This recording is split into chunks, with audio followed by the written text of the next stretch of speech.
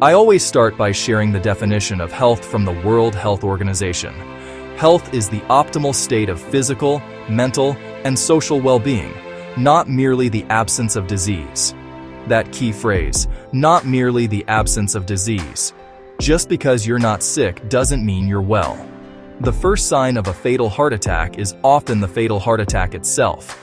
The word disease can be broken down into dis-ease, or a lack of ease in the body.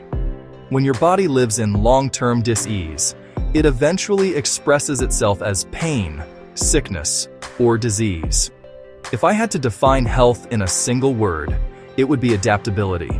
Your body's ability to adapt to its environment until it can no longer adapt, and breaks down and expresses itself as a sickness. That's why I use the drop-in-the-bucket analogy.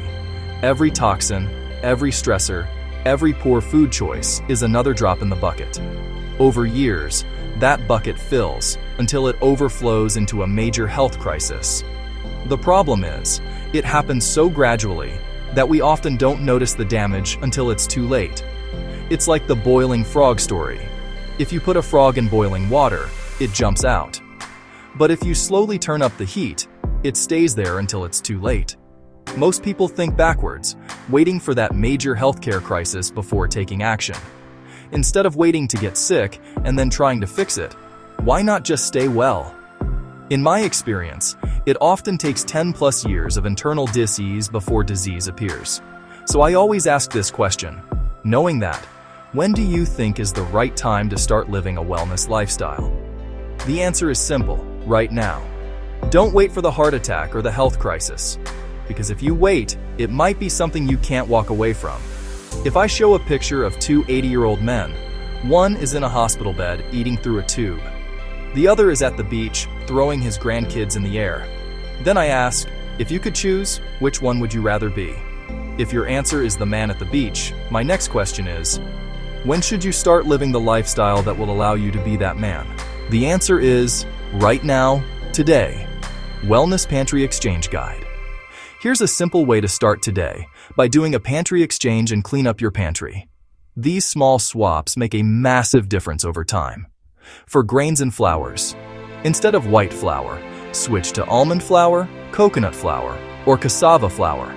Instead of white rice, switch to quinoa, wild rice, or cauliflower rice. Instead of bread with refined wheat, switch to sprouted grain or sourdough bread. For sugars and sweeteners, instead of white sugar, corn syrup, switch to raw honey, monk fruit, or organic stevia. Instead of artificial sweeteners, switch to coconut sugar or date syrup for fats and oils. Instead of canola, soybean, vegetable oils, switch to extra virgin olive oil, avocado oil, or organic coconut oil. Instead of margarine, switch to grass-fed butter or ghee. For dairy and alternatives, instead of conventional milk, switch to organic grass-fed milk or unsweetened almond milk. Instead of processed cheese, switch to raw or grass-fed cheese. Instead of creamers with chemicals, switch to coconut or oat creamer. For proteins, instead of processed meats, switch to wild-caught fish, grass-fed beef, or pasture-raised chicken. Instead of farmed salmon, switch to wild Alaskan salmon. For snacks and packaged foods, instead of chips, crackers, candy, switch to nuts, seeds, or dark chocolate, 85% cacao or higher. Instead of soda, switch to sparkling mineral water with lemon for condiments and seasonings. Instead of table salt, switch to pink Himalayan or Celtic sea salt. Instead of ketchup with high fructose corn syrup, switch to organic ketchup or homemade versions. Instead of store-bought dressings, switch to olive oil, plus apple cider vinegar or homemade vinaigrette. The takeaway: every swap is one less drop in your bucket. Every better choice adds adaptability back into your system.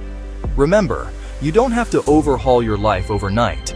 Just start replacing one thing at a time, because the truth is, it's better to stay healthy than to get sick and try to get healthy.